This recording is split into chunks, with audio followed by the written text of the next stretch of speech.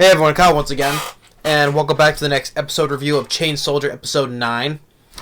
And, well, I'll just say now that that Yuki finally reunited with his older sister.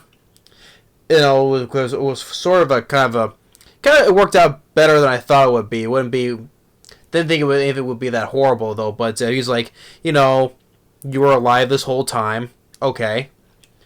And is when he was asking questions like, "What happened to you? How do you end up like looking like a demon, basically, right?"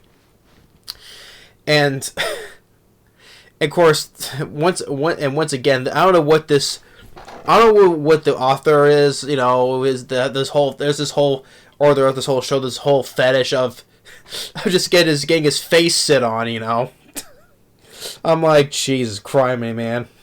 I'm like, this show is this complete fetish, with pushing like these characters have these girls sitting on his face, I'm like, and now with one of the half human half demon girls, right?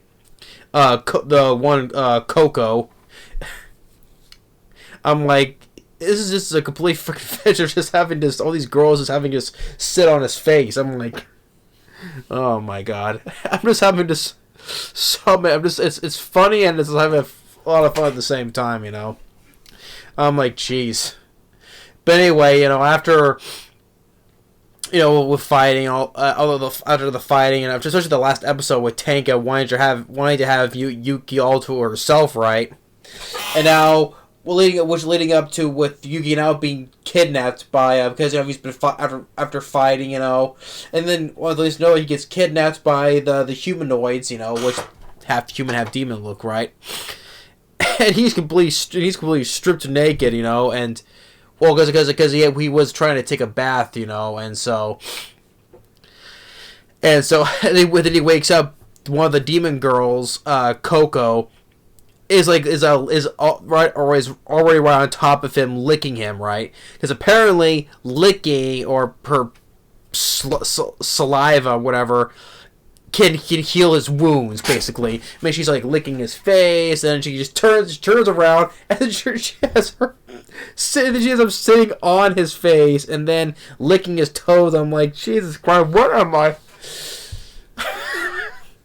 This show is definitely is not shying away for any sleaziness whatsoever, Oh man, and she's just laying on top of him, just like once again another girl sitting on top of his face, and I'm like, I mean, this show has a face sitting fetish, no doubt about it. I mean, if the author I don't know what was the author thinking though, but just like, jeez, I'll definitely give you points for this, definitely give you points for this. And then when her sister walks in, it's like, why you have him stripped like that, and it was like, well, he was already like that though. And then finally when we realize that it's his younger brother, hugs him, like, hey, you've definitely all grown up though, but you're naked, so yeah, I'm like, yes, please put some pants on, right? But he's like, Shari's like, oh, it's his sister, and she's been alive this whole entire time,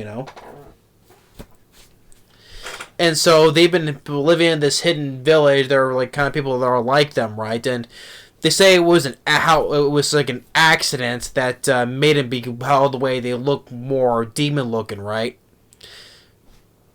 And so.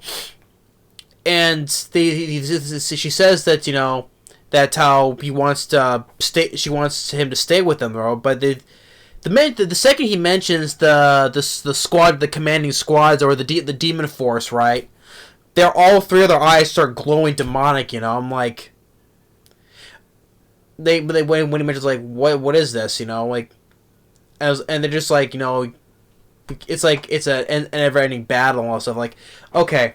The way all that scene transpired is like, okay.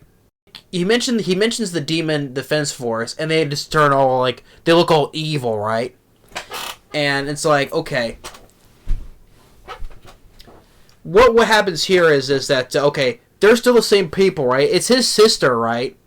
personality wise, it's his sister. But it's like when he mentions the demon, we mentions like the demon force, whatever. They give him like the demon mode look, like the glowing eyes, right? So I'm like, is this like a brainwashing, or are they programmed or something? Like, to even the mention of those, they just go demon mode and all that stuff. Well, give them the looks though, but still. It has to be like a sort of a brainwashing or something like that's a programming, right? That just makes them go off like that when they mention the words and stuff like that, or especially when they fight. It's like it's a never-ending battle and all that stuff, right? So it has to be like a brainwash or something that words that are programmed to like to be look to be full get demon mode. I don't know what it is. So, but it has to be some kind of like a brainwash or something like that, where they just it's like the flip switch, But it's still them. It's like it's still his sister, but it's like we flip the switch. When he mentioned those words, right? He's like, "Hey, what is this? What's going on?" So, and then she tells him about what those where they be eat those Mado peaches is what they're called, and how. Like I said, how the way she looks, right, and just like how it was so-called accident. But the whole thing with him and his sister when they reunited, it's like it went actually a lot better than I thought it would be, though. But of course, when it came towards the end when they tried rescuing him and they fought, right, and you have like Coco trying to fight Himari, and her arm turns into from Gatling gun to a freaking laser cannon. Which is kind of cool ability, though. Gatling gun, but it's cool, though. But then you have a laser cannon. And then afterwards, after all it says, then when he's been rescued, he played, that was his sister, and